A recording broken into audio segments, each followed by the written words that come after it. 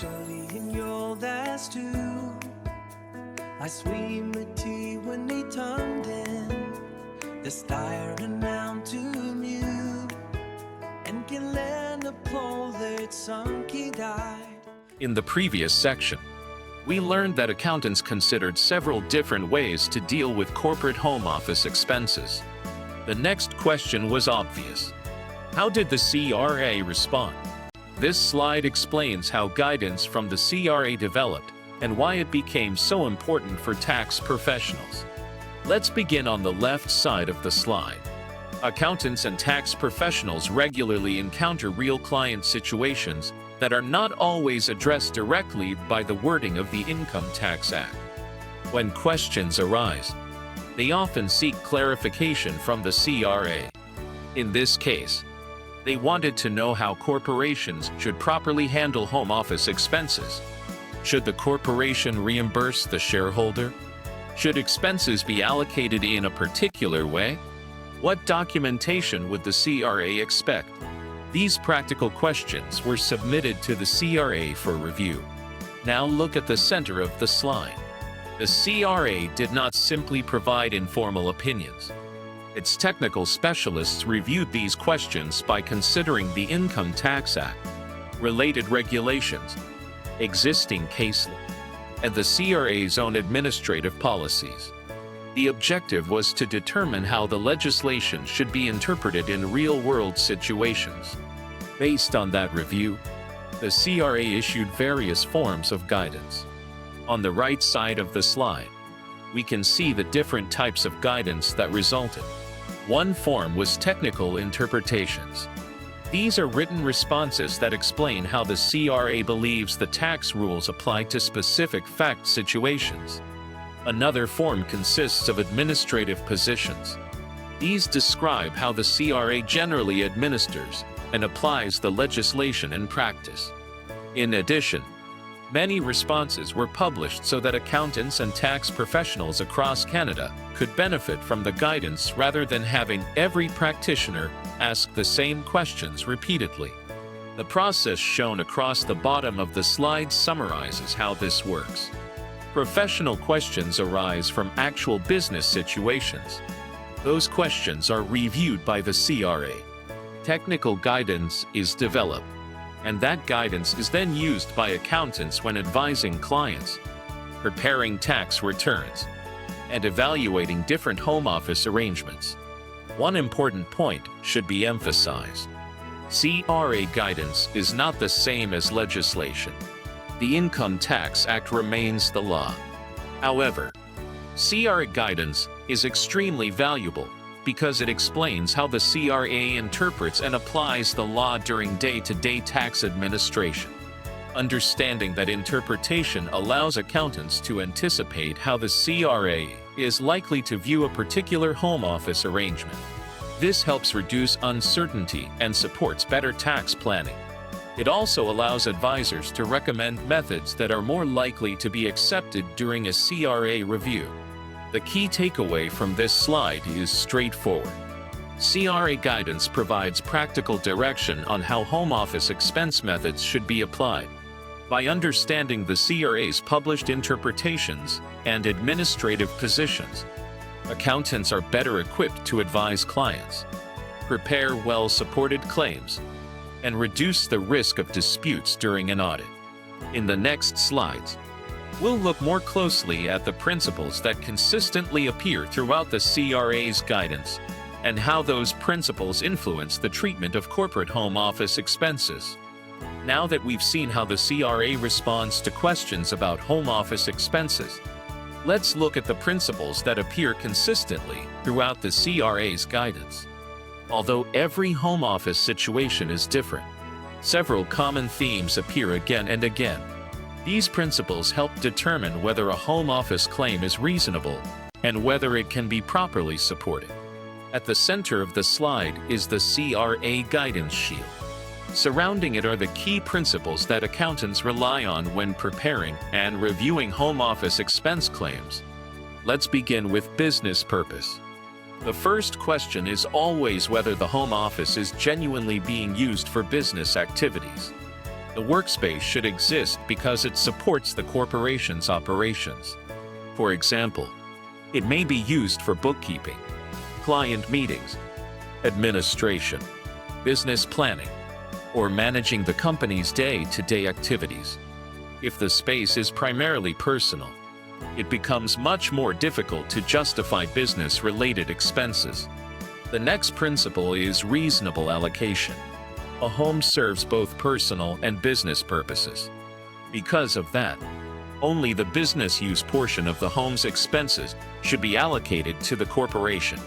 The allocation should be based on a reasonable method, such as the percentage of floor space used for business, together with the actual pattern of business use. Another recurring theme is consistency.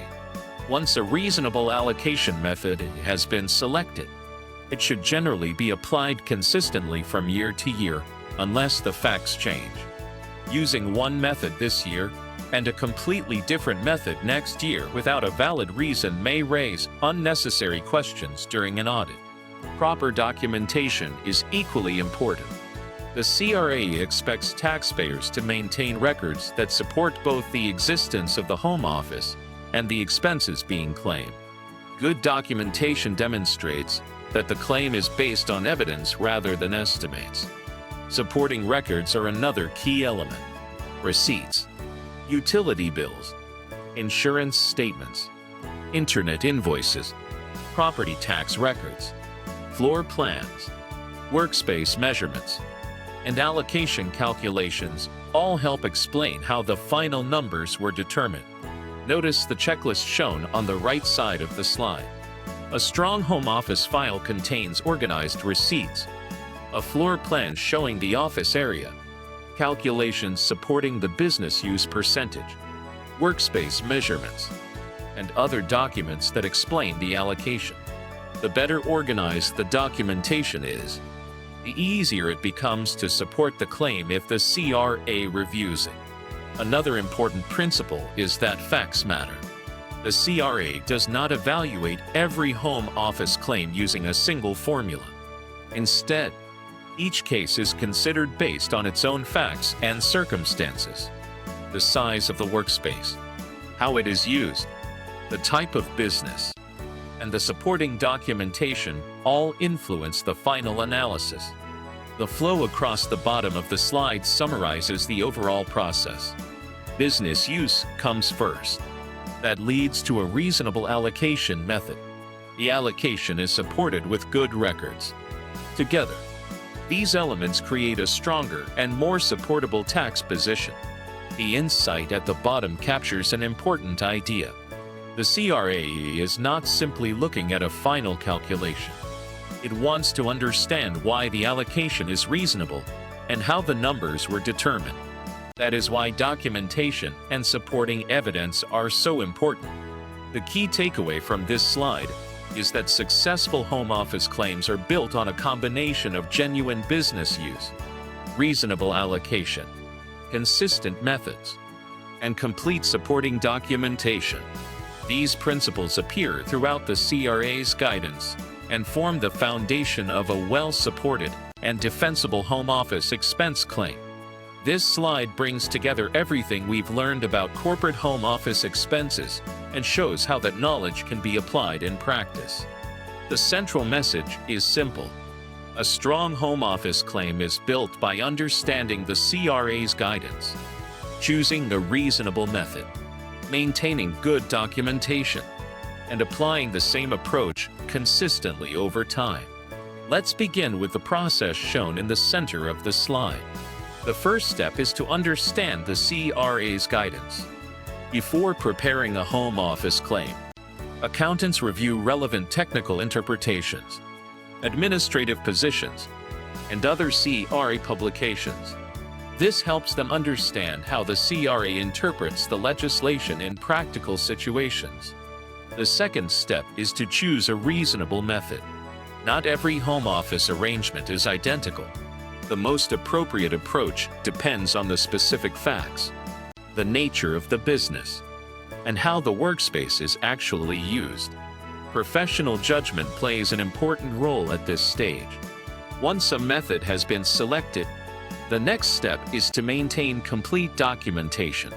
This includes keeping records of business use, preparing allocation calculations, retaining receipts and invoices, maintaining a floor plan of the workspace, and preserving any other documents that support the claim. Good documentation demonstrates that the numbers were carefully calculated and supported by evidence. The fourth step is consistency. The chosen method should generally be applied the same way from year to year, unless the underlying facts change or new guidance becomes available. Consistency helps demonstrate that the approach is systematic and reasonable rather than arbitrary. The final step is supporting the claim during an audit.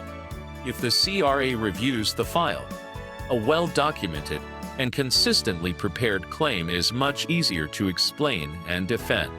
Now compare that process with the two panels on either side of the slide. On the left, we see what happens when CRA guidance is ignored. Without reviewing the available guidance, the taxpayer may choose an inappropriate method. Documentation may be incomplete. The audit process may involve more questions, and the risk of reassessments or adjustments becomes greater. In contrast, the panel on the right shows the benefits of following the CRA's guidance. A reasonable method is selected. Documentation is complete. The home office file is well organized. As a result, the corporation is in a stronger position during a CRA review and is better prepared to support its tax treatment. Notice the resources shown across the bottom of the slide. Experienced accountants do not rely on memory alone.